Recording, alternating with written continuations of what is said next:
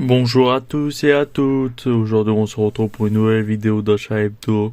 Cet achat hebdo contient que du manga. En gros, des suites, des fins et on continue des séries. Et puis c'est tout. On va commencer avec que du Kurokawa. Ça fait longtemps que j'en ai pas mis sur ma chaîne. Avec le tome 9 de Vinland Saga. Enfin le tome 9, ça fait longtemps que j'ai pas acheté de tome de Vinland Saga, et bien on recommence petit par petit. Ça fait plaisir de continuer encore cette série. Super heureux. Après avec Kaze encore, la nouveauté de ce moment shonen. Ouais, on peut, c'est un shonen mais vraiment top chez Kaze.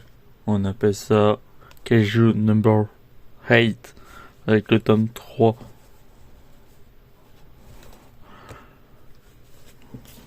Voilà. Après chez Ototo, une série qui est courte en 2 tomes, qui se nomme Mythical Best Investigator, tome 1, et le tome 2, une série courte en 2 tomes. Ouais, c'est à quoi ça ressemble à peu près le type de dessin. C'est vide mais sans plus. En plus il n'y a pas de résumé, du coup voilà. On va passer avec la suite avec du Pika Edition avec le tome 18 de Eden Zero de Hiro Mashima. Après, on continue avant-dernier tome de la série The Ketensel, The Contemplate, tome 13. Ça avance doucement par doucement et on en sait un peu plus sur l'histoire. C'est dommage. Après, on continue avec le tome 4 de I Am Sending a 1 Million Live.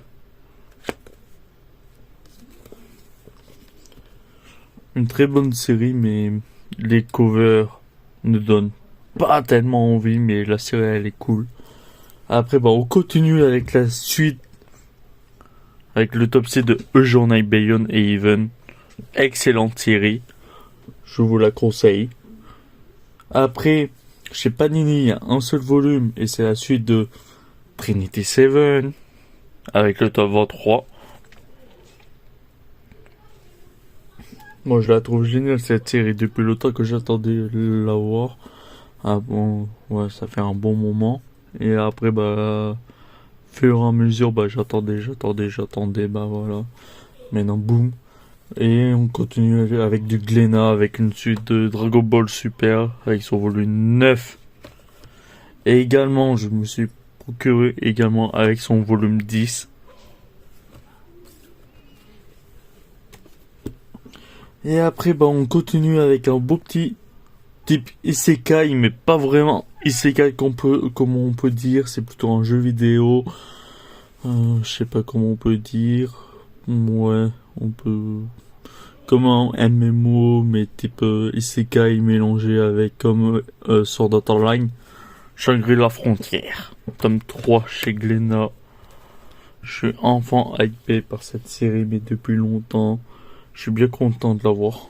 Après, on continue avec chez Kiun, avec le tome 9 de City Hunter Rebirth.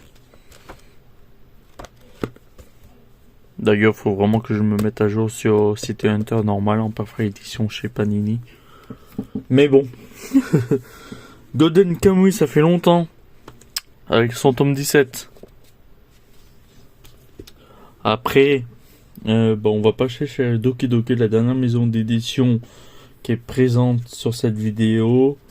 Avec Freezing, je me suis mis à jour avec le tome 24, le tome 25, le tome 26, le tome 27, le tome 28, le tome 29, le tome 30, le tome 31, le tome 32 et le tome 33 et je suis à jour sur la série Freezing. Le tome 34 normalement devrait sortir, mais ça fait plus de 1 an entre le tome 33 et 32 qui sont sortis. Maintenant ça fait 2 ans qu'il est sorti le tome 33. On attend la suite. On connaît pas la date pour le tome 34, mais voilà. Et après les 2 derniers tomes. Le tome 12 de Classroom for Hero, on continue. Et le dernier tome de la vidéo, par une masterclass type Isekai, Mushoku Tensei, avec son volume 15. Je suis tellement content. Enfin. Ah oui, désolé si vous entendez un petit bruit au fond parce qu'il y a énormément de vent où j'habite et du coup ça fait grincer les volets et du coup je sais pas si vous allez attendre ça dans la vidéo. Du coup je me permets de m'excuser au préalable et on se retrouve pour une prochaine aventure. Bye bye, c'était Zox. Abonnez-vous, likez, commentez.